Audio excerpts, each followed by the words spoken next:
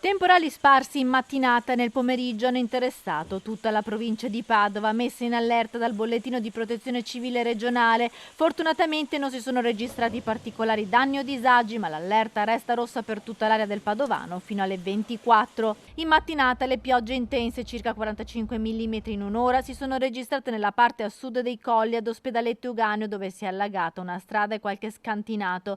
L'emergenza però è rientrata in un paio d'ore. I sindaci del Conselvano e di Monselice in via precauzionale hanno aperto i COC, una sessantina i volontari di protezione civile operativi in tutta la provincia. Sono stati allertati e attivati 2 distretti, Bassa Padovana, zona Monselice e Colli Sud, perché ci sono 2 situazioni su Monselice e su Galzignano di calti che ovviamente non riescono a far defluire l'acqua in maniera puntuale e corretta dei calti, per cui c'è stata la necessità di intervento in queste 2 zone. Distribuiti sacchi di sabbia sempre in via precauzionale nella zona del campo San Pierese, dove è ancora vivo il ricordo della rottura dell'argine del Muson lo scorso maggio.